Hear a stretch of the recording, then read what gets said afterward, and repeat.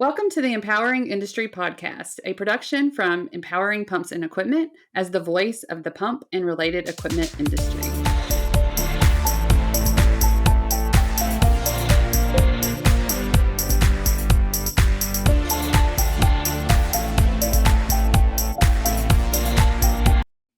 Hey, everybody, and welcome to the Empowering Industry Podcast. I'm your host, Charli Matthews. And like I say every week, I'm excited to be here. I do have a little bit of a cold, so forgive me for that.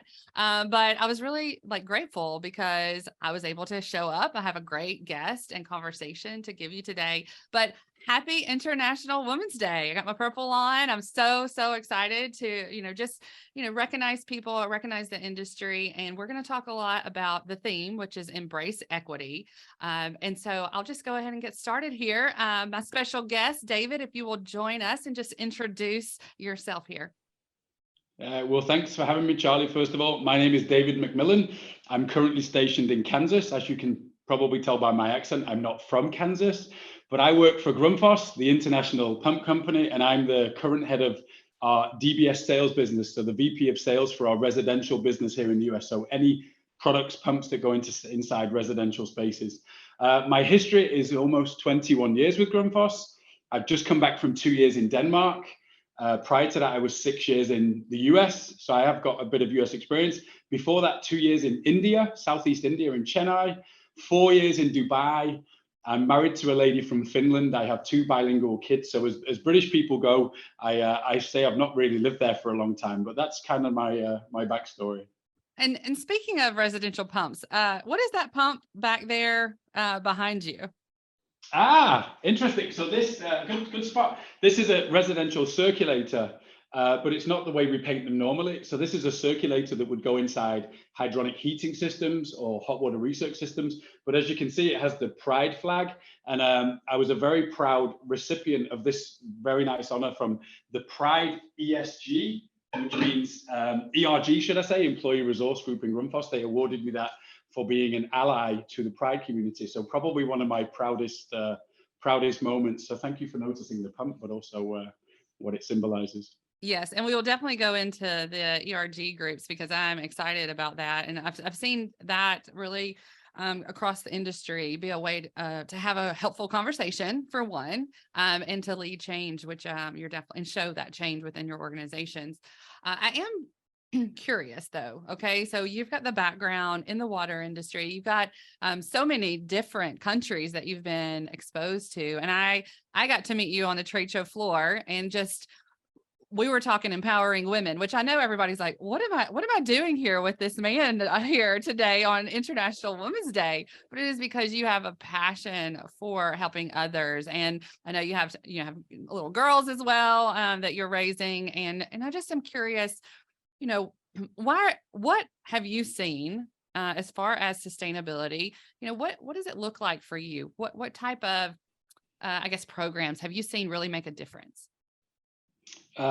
So thank you for noticing. But before we go into what makes a difference, I think it wasn't always the case for me. It took me until living in India to realize my privilege. I was being driven home because I wasn't allowed to drive my own car. I actually had a driver. In fact, it was cheaper for a driver than to insure an expat on a car. And I was just going on a street one day and I saw a girl on the street, a poor Indian girl. And I just thought to myself, what is the difference between me and her? I think I've told you this story before. And what I realized was there is no difference other than I won the geographic and biological lottery. The fact that I was born in the UK and that little girl was born in India. So I realized there was no difference between me and her. And that's when I started to realize that actually maybe I did have privilege, not only in terms of being a man and the color of my skin, but also where I was raised. And I thought, well, why is that fair? So that's probably where I had my epiphany of, yeah, maybe I've been given certain leg up in life that other people didn't get. So that's kind of where my backstory comes from. It doesn't mean I was a bad person before that epiphany, but it probably was just I was a bit ignorant to some of the privileges that I've had in my career and I've had in my life. So that was one of the big steps in my life. In terms of sustainability, I love that question, but I also love the word because the moment you say sustainability, 90% of the focus goes to climate, it goes to the environment, it goes to all of the great things that people are doing towards climate change. But when I think sustainability, what about building a sustainable business? What about actually building a business that will be here in 100 years from now?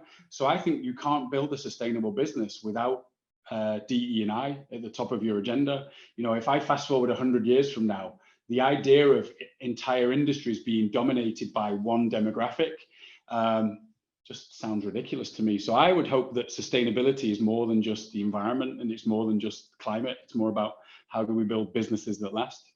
Yeah. And, I was so impressed just with the UN sustainability goals, having gender equality as part of that. It kind of just that, and showing how, yes, we're talking about water and infrastructure and that kind of things, but we're also talking about gender. And I just thought that was really interesting for me specifically, because that's one of my goals.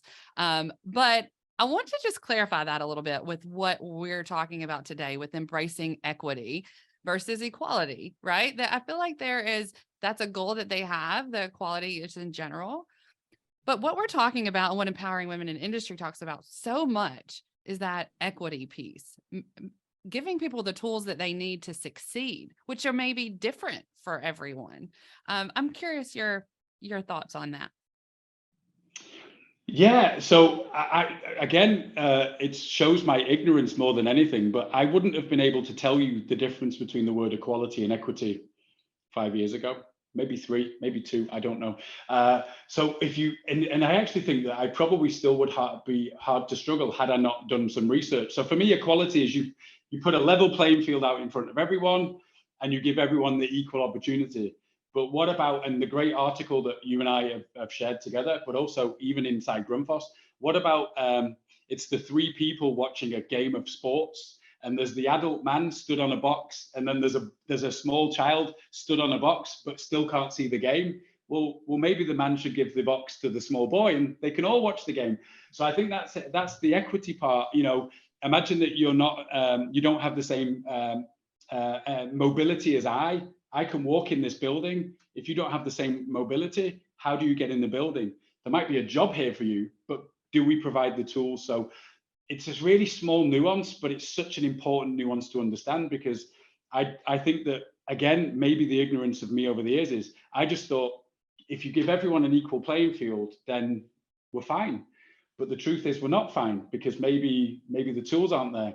And we're also not the same, right? We're not the same. We have different unique qualities and gifts. We have different interests and different elements. We have all kinds of things that make it different, or the tools that we need to be a little bit different to get us to par, if you will, to use a golf reference. For my husband will like that. So, it's interesting to me. And I also want to just tell everybody, as we're having this conversation, everybody's at a different level of understanding, right? I thought this article too, the one we're talking about with the International Women's Day, the theme, they have an article, and I'll definitely include that in the show notes, but that explains this and shows the picture of someone, that is disabled in a wheelchair, trying to ride a bicycle, a normal bicycle, not designed for them, would be impossible. And so creating that with this kind of hand turning that gives them the opportunity. It was amazing to see that in a picture. So I hope everybody will take a look at that. But you went on a little further and did some more research, as you should. Tell us of your other findings out there. Yeah. So again, equality, I guess you can't get to equity until you start with equality. So I almost think it's like a stepping stone, because I was looking at the Harvard grad school first allowed women to study in 1920. And then the Harvard Medical School allowed women to study in 1945. But it took until 1973, I think it was Florence Kennedy, called the Great Peeing of Harvard, where they were protesting the inequality of not having enough restrooms for women. So there's Harvard, a great institution, obviously started before anyone else, allowing women to study. I mean, it sounds even ridiculous saying those words in this year, but allowing women to study, but not providing the restroom facilities for women. In fact, the protest at Lovell Hall, there was one bathroom, one restroom, because depending on where you're from, what you would call it, there was one restroom in Lovell Hall where the women would take tests. So in 1973, if you were a woman taking a long time-based test, you couldn't go to the restroom in Liverpool Hall. You had to walk across the street. Now imagine the disadvantage you get as a woman, that you're having a timed exam and you have to literally leave the building, cross the street to go to a restroom in a timed. So you're not setting people up for success. So yeah, that's, I guess the thing I noticed was, yeah, maybe you start with equality, but can you step it up to equity at some stage? So I think that's the journey we're all on at the moment.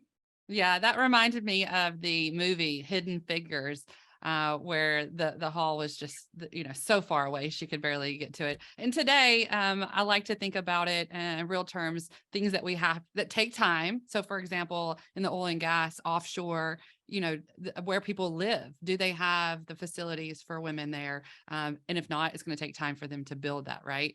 The other part, in mining, we talk a lot about just restrooms and having the proper PPE for women to go to the restroom is also just so important, and something that you think that's not a big deal, but it is if it throws off your entire workday, right?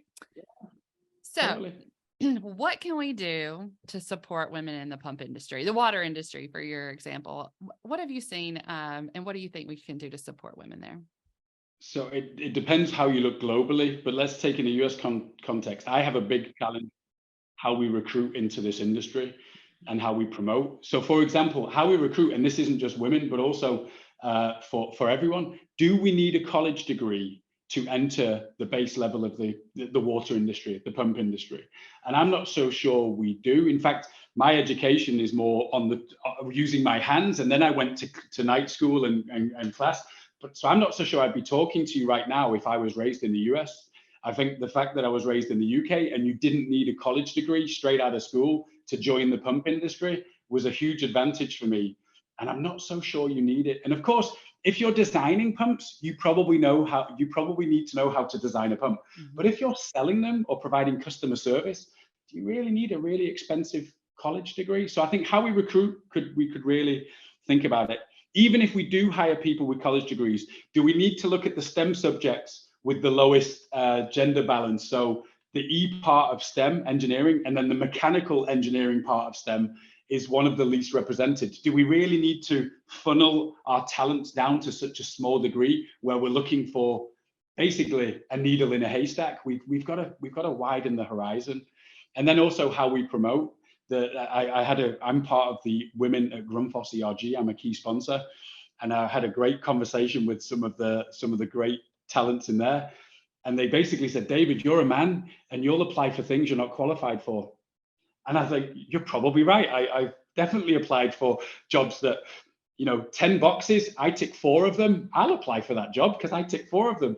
And the comment from one of my great colleagues said, we'd need to tick 9 of the boxes in order to say we go for it, but you would just go for it. And the example this lady gave me was her stepson, who was 20, 21, applied for a job. And even she said, don't go for that, you'll never get it. And he got the job. So I think we need, as people in companies, we need to promote women to say, go for it. What's the worst that can happen? You'll get a no. Just go for it. So I think there's a few things that we can do as allies, as men, to maybe not push women unnecessarily, but also just give them a little nudge to say, what's the worst? You go for it. You don't get it. Yeah, that encouragement is huge, huge, huge, huge. And that is, encouragement is a feminine quality. So all of us have feminine and masculine energy within us. And so embrace that and give somebody a little encouragement. We can all do it. And so I think that it makes a difference, and especially for females, to just know somebody's got their back, somebody believes in them. And that actually changes the game. I've seen it so many times through our conferences that this young, timid engineer comes in, doesn't even really want to talk to people yet, sits down at the table kind of cautiously. And then by the end of the show, she's walking the, catwalk at our fashion show, and just has this confidence that it's beautiful to watch that change. And I know it is just because somebody said, you got this. Let me encourage you. Tell me your story. Let's see what I can do to help you. And then, then they're like, well, I'll try something new. I'll get out of my comfort zone a little bit because you're here with me. So yeah. I love that. Speaking of that, and you being an ally, that's what we'll call you today, for women in industry specifically. Why is this important for you to do this? So I told you about my little epiphany in India. I would also not be lying if I said having two daughters, the ability for them to grow up and do whatever they want. I don't have sons, but I have an older stepson who's in the 20s now. But my two daughters, I just want them to be who they are. But also, it's right for business. If I look, if you follow the ESG curve, and there's companies, Grundfos. I'm proud to work for a company that's been doing things called ESG long before the term ESG ever came along.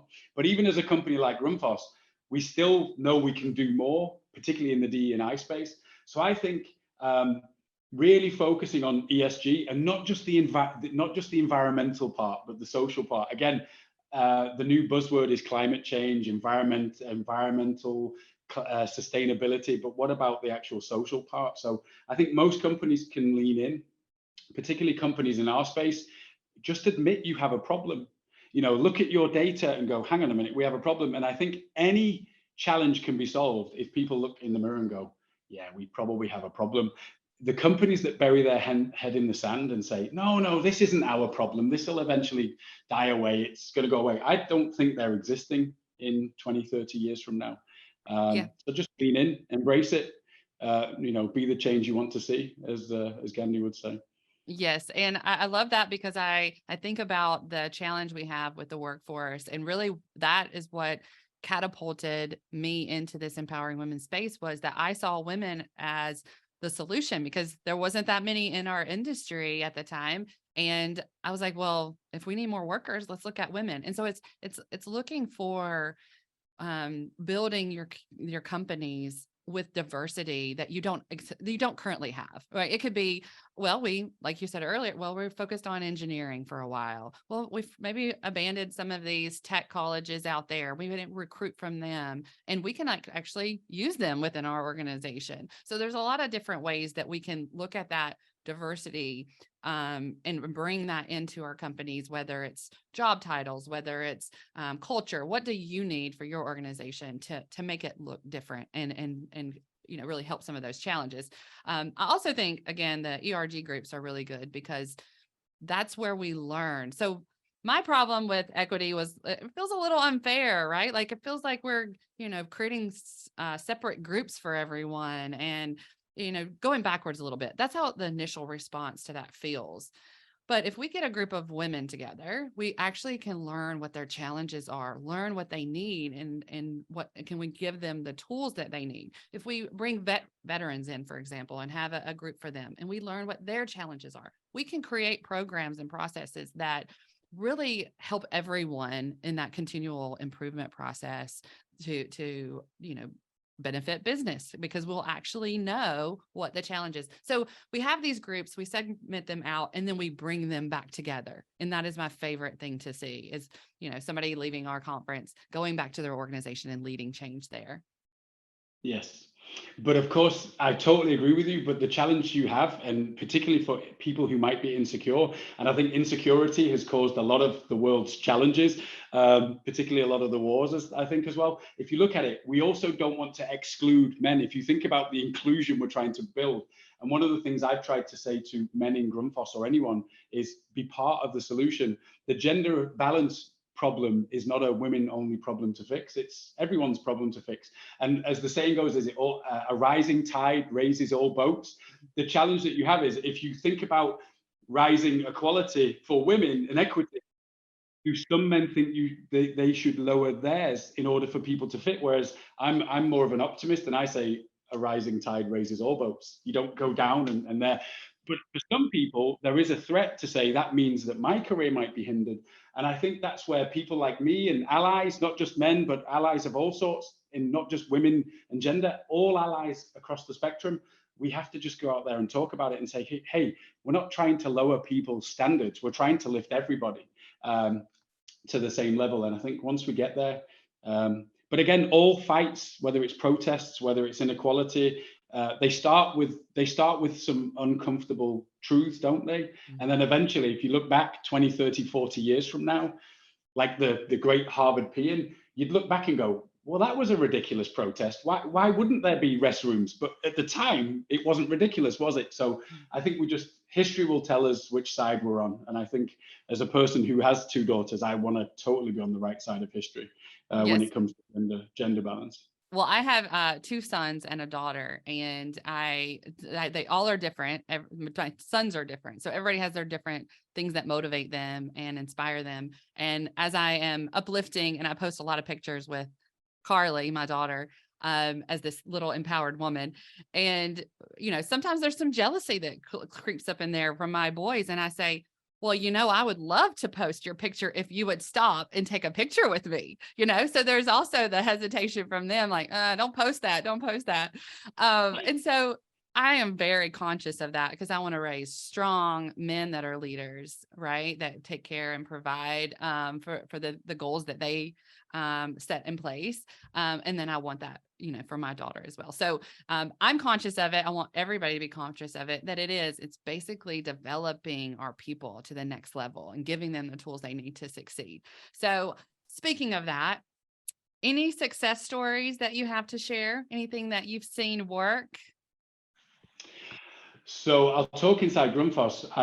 I was one of the founding members of the first DE&I Council. In fact, I'm probably due to come off because DE&I councils, diversity, equity, and inclusion councils, should rotate people. I don't think you should have positions in these councils for life. So it's probably long overdue that I move on from that. But I think the DE&I Council in Grundfos has made a difference simply because all of our senior leaders are now talking about it. And talking about it positively, but also the challenges we face. So I think that's been just talking about it and leaning into a process is a huge thing. And then from that, we've created these ERGs, employee resource groups. We have a Pride at Grundfos, which celebrates our Pride community. Women at Grundfos. We have abilities at Grundfos, so people who may not be, who may have special requirements. And then we also have future at Grundfos, and we try to also embrace the younger generations, because to be honest, the older you get, maybe you stay in jobs longer. How do we actually make sure that our young, talented people stay around? Because the attrition rates of our younger generations, they're leaving the company at faster rates than some of the older tenured colleagues. So those 4 ERGs, and again, just talking about those things makes a big difference. And then a lot of the actions that are coming up. So those are the success stories I would say from a Grundfos standpoint. And I would say too, on that, I just wanted to note, I love companies like yours that have so many different opportunities within a company. And so like if a young person is there and they're trying something out and they shift to another department, that's not a negative. They're still within the company. They're still, creating value within your company. And so I think you have a very big opportunity with that as far as your pool coming in, as long as you, I was talking to somebody about adaptive management earlier, as long as you, have that conversation with them. Like it's, you were saying, like, you've got to talk to people. You need to know where they are in order to help them succeed. So I'm excited when I hear that challenge for our young people, because I know that we have some really great opportunities within the pump industry to stay within a company, but shift and learn different parts of the business. Absolutely. In fact, our graduate program, people from around the world, so they normally they actually have to go to foreign postings. So a Danish graduate would have to choose somewhere in the world to go and spend a few months. Likewise, a colleague from a US graduate would have to go and spend time around the rest of the world. And I also think one of the challenges with ESG is I also think traveling around the world is a way of opening up your horizons, whereas traveling around the world on an airplane might have a negative connotation of you're burning CO2, you're burning all of this. You go, but what are we trying to achieve here? If people go around the world and see the world and become better people and more tolerant and more accepting and more inclusive, then maybe that flight was worth it. So we have to really balance it out, because ESG, again, it's very easy to focus on the environmental and the sustainability part when it comes to climate.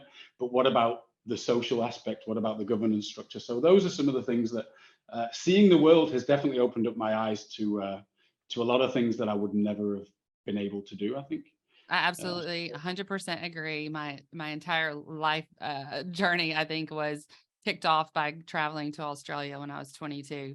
And then most recently, going to Uganda in Africa was just life-changing moments that I became even better of a person, an employee, et cetera, right? Better leader within our organization. And so I 100% agree with that statement. And I know we have that passion of travel too, just from your story and how many different changes, but it's because you learn from the people there, and you just, anyway, I could go on for days about that. I do want to give you kind of the last word here of a message to our audience, on, just really just what do you want them to hear and know about, I mean, there's so many, I don't want to like fill that in for you, because there's so many things I want to say after that, but about our conversation, what is it that you want to leave them with? Well, thank you for that. So it's coming up, International Women's Day, 8th of March, a time to celebrate, but also a time to reflect.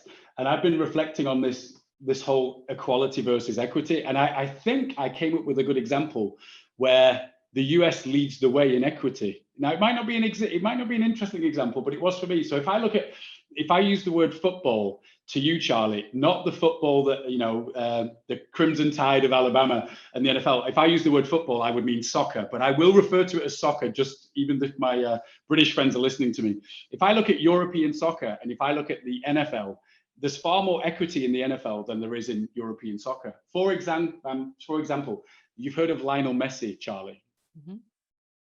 There's no way Lionel Messi or Cristiano Ronaldo go to the worst team in a league. So if you look at the English Premier League, they split the TV money relatively equally. But then after that, you're on your own. So the biggest teams sign the best players, they build the best squads, they normally win all of the trophies.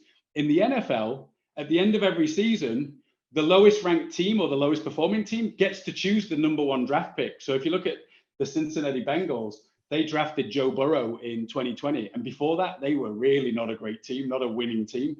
Within 2 years, they were in a Super Bowl. Within 3 years, they were AFC Championship game. That would not happen in European sports, but it happens in American, US sports. And if that's the kind of equity that we've embraced in sports, then I guess imagine what we could do if we could embrace that level of equity in business and in DE&I. Just imagine just a little bit of that equity in something other than sports. And I know sports is super important, so I will not badmouth sports in America because I'm also go Chiefs. I'm a Kansas City Chiefs fan. But imagine that we could just a little bit more equity in the business world, a little bit more equity in society. We'd change the world. I'm quite sure of it. I love that example. I think people can really see that, and how that changes the game of life, the game of business. It's such a great example. I can't let you go without doing a little rapid fire, and I did not prepare you, so just take a moment. No, so I just want to know, what is your favorite book? My favorite book recently, there's two, but I will say that Adam Grant, Think Again, is definitely something that I would encourage anyone who's going on this journey to think again and unlearn what we have maybe subconsciously learned over the years. So that one is probably my favorite now. And the one before that was by David Epstein, and the book was called Range. And it talks about how specializing too early for specialists like brain surgeons might be cool and chess players, but maybe generalizing. So the point you were talking about earlier, Charlie, is giving people different experiences. So maybe they're better generalists than they are specialists. So my two favorite books are Range and Think Again. Awesome. Now, favorite song or music? I used to drive from Manchester to Glasgow, Scotland, pretty much every weekend with my parents. So I can go from 50s to now. But I would say what I've been listening to recently has been Oasis, a Manchester band. And if you remember the song Wonderwall, but I was listening to Don't Look Back in Anger by Oasis. So that's what I'm listening to now. But I've got an eclectic mix. It's too big to say. I love. And then best advice you've ever received? I never take this advice, but it was by a lovely colleague of mine called Mike Robinson, who's no longer with us. He sadly passed away 10 years ago. And he said to me, he goes, David, he said, you've got 2 ears and 1 mouth, but unfortunately you use this twice as much. Listen more. And I don't think I've taken it all the time. I actually do listen, but I'm very fast to respond and talk and fill up airtime and take oxygen from rooms and cast a big shadow. So I'd like to take that advice even more, but it's probably the best piece of advice I've been given. Just because you say that and recognize that means that you're a good listener. The other thing is, if you could give any advice to young people coming into our industry, what would you say? Put yourself out there, find a mentor, find someone who willing to give you not only the good feedback, but also the not so good feedback. I think in the modern world we're in, we all want positive affirmation. We all want to be told we're doing amazing, but then you probably get caught in an echo chamber. Find someone that respects you and you respect them, and get some feedback. The hard stuff, not the easy stuff. Anyone can give you the easy stuff, but someone who's going to spend enough time on you where, because I don't like giving not so positive feedback, but I do it to people that I care about because I believe it will make them better. So find a mentor. Also, if you find the right mentor, you could also become a reverse mentor and give them some feedback as well. So that's one of the things. And then particularly women in engineering, really don't undervalue yourself. You are way more competent than you think. And as I said before, just the worst that you can get is a no. So go for it. Why not? What is you go for a job, you didn't get it, move on to the next opportunity. So that would probably be the something. But again, not everyone's personality is built for that. So that would probably be harder for some than others. But again, what's the worst that can happen? Yeah, I love that. I love no is just maybe or not yet for me. So I'll take a no any day. Just means not yet. Thank you so much, David. I, of course, could talk to you forever. I have so many questions that I could continue to ask you, but I'm just thankful that we do have an ally in the pump industry that gets it, that understands the value of equality and equity. And I just think that, you know, it's about the conversation. So I appreciate the conversation that we've had today. And I want to say to everyone listening, make sure that you like and subscribe, share this episode with everyone. It's a good one. I love it. And David, welcome back. I hope you stay around the States for a while. But if you don't, we'll follow you around on your journeys, because we know you like to travel too. So if anybody wants to connect with you personally, David, how would you like them to do that? Find me on LinkedIn, David McMillan, Grundfos. I'm sure I might be the only one working for Grundfos. So find me on LinkedIn, connect, no problem. Awesome. I look forward to it. Wonderful, wonderful. Okay, everybody, until next time, be empowering.